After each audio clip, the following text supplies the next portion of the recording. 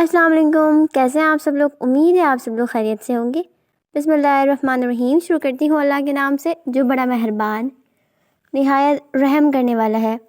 مرد کی پسلی سے عورت کو بنا کے اللہ تعالیٰ نے مرد کو اپنی اس حکمت کا اشارہ دیا کہ میں نے اس عورت کی تخلیق فرشتوں کی لائی مٹی سے نہیں کی، بلکہ میں نے اسے تمہارے جسم کے حصے سے اس لیے نکالا کہ عورت کا تقدس اور پردہ قائم رہے، فرشتوں کو بھی خبر نہ ہو پائے کہ زمین کی لائی ہوئی مٹی کس مٹی سے عورت کی تخلیق ہوئی۔ یعنی عورت کے تقدس کی حد تو دیکھیں کہ فرشتوں سے بھی اس کی بناوٹ کا پردہ لازمی قرار دیا گیا، اور پہلی عورت اس مرد کی پسلی سے نکلی جس کی وہ منگوہ کہلائی۔ اب بات آتی ہے پسلی کی۔ عورت پسلی سے ہی کیوں نکلی؟ کیا ٹیڑھا پن وہیں سے ملا؟ نہیں، یہاں بھی حکمت سے خالی بات نہیں ہے۔ انسانی جسم میں دل اور بہت سے نازک حصے پسلی کے پیچھے چھپے ہوتے ہیں، یعنی پسلی ایک ڈھال ہے ان نازک حصوں کے لیے۔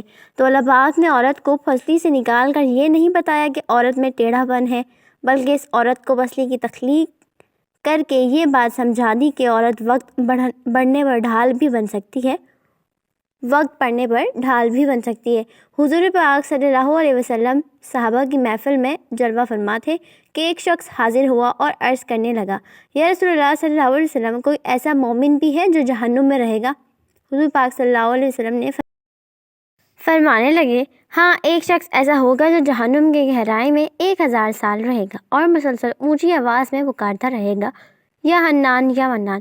ایک دن اس قدر اونچی بلند آواز سے ہی یہ حنان یا منان کہے گا کہ حضرت جبرائیل علیہ السلام جہنم کے قریب سے گزرتے ہوئے اسے سن لیں گے۔ حضرت جبرائیل علیہ السلام حیران ہوں گے کہ یہ کیسی عجیب بات ہے، کوئی مسلسل یا حنان یا منان پکار رہا ہے۔ حضرت جبرائیل علیہ السلام عرش کے سامنے حاضر ہوں گے اور سر سجدے میں رکھ کر خدا کی تسبیح بیان کریں گے۔ اللہ فرمائے گا کہ اے جبرائیل علیہ السلام، سر اٹھاؤ۔ جیسے ہی حضرت جبرائیل علیہ السلام سر اٹھائیں گے تو اللہ فرمائے گا کہ بتاؤ جبرائیل علیہ السلام، کیا عجیب دیکھا؟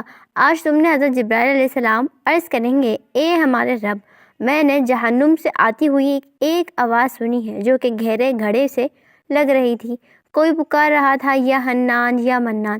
اللہ فرمائے گا، اے جبرائیل علیہ السلام، جہنم کی 2 رخا مالک کے پاس جاؤ اور اسے کہو کہ جو بندہ یا حنان یا منان کی صدا لگا رہا ہے جہنم سے نکال کر تمہارے حوالے کر دے، اور پھر تم اسے میرے پاس لے آؤ۔ جیسے جبرائیل علیہ السلام جہنم کے دروازے پر تشریف لے جائیں گے، دروازے پر دستک دیں گے، مالک باہر آئیں گے۔ حضرت جبرائیل علیہ السلام انہیں اللہ پاک کا حکم سنائیں گے، حکم سن کر مالک جہنم کے اندر جائیں گے۔ حضرت محمد صلی اللہ علیہ وسلم نے فرمایا کہ جیسے ماں اپنے بچے کو پہچانتی ہے، مالک ایسے جہنم کو پہچانتے ہیں۔ اس کے باوجود آپ یا حنان یا منان کہنے والے شخص کو تلاش نہیں کر پائیں گے۔ باہر تشریف لائیں گے۔ حضرت جبرائیل علیہ السلام نے عرض کریں گے کہ اے جبرائیل، جہنم نے گہرا سانس لیا ہے، اس لیے کون سی چیز پتھر ہے، کون سی چیز لوہا ہے اور کون سی انسان ہے، اس کی پہچان نہیں ہو رہی ہے۔ حضرت جبرائیل علیہ السلام پھر اللہ کی بارگاہ میں جائیں گے اور اللہ فرمائے گا، اے جبرائیل علیہ السلام، تم یا حنان یا منان کہنے والے کو کیوں نہیں لائے؟ جبرائیل علیہ السلام عرض کریں گے، مولا، 2 رکعت جہنم مالک نے بھی معذرت کر لی ہے، کہتے ہیں کہ جہنم نے گہری سانس لی ہے، اس وجہ سے پتھر، لوہے اور انسان کے درمیان کوئی فرق نہیں بچا ہے، تو یہ سب جل کر کوئلہ بن چکے ہیں، کسی چیز کی پہچان نہیں ہو پا رہی ہے۔ اللہ فرمائے گا، جبرائیل، مالک سے کہو میرا بندہ جہنم کی فلاں گھڑے میں فلاں کونے میں اس حالت میں پڑا ہوا ہے۔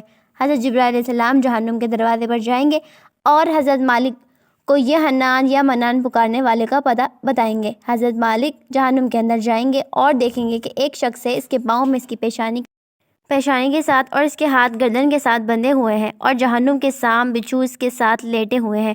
حضرت مالک اس کی زنجیر توڑیں گے اور جہنم سے نکال کر حضرت جبرائیل علیہ السلام کے حوالے کر دیں گے۔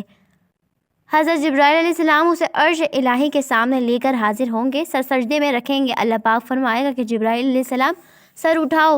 جبرائیل علیہ السلام سر اٹھائیں گے تو اب اللہ پاک اس بندے سے فرمائے گا، اے بندے، کیا میں نے تیری بہترین تخلیق نہیں کی تھی؟ کیا میں نے تیری طرف رسول نہیں بھیجے تھے؟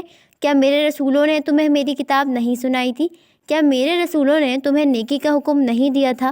کیا میرے رسولوں نے تمہیں نیکی کا راستہ نہیں بتایا تھا؟ کیا میرے رسولوں نے تمہیں حدیث نہیں سنائی تھی؟ کیا تجھے برائی سے منع نہیں کیا تھا؟ وہ بندہ ساری باتوں کو مانے گا، اقرار کرے گا، یا اللہ، تو نے میری بہت اعلیٰ تخلیق فرمائی، تیرے رسول بھی تشریف لائے، انہوں نے تیرے احکام بھی سنائے۔ اللہ پاک فرمائے گا، فلاں فلاں گناہ کیوں کیا؟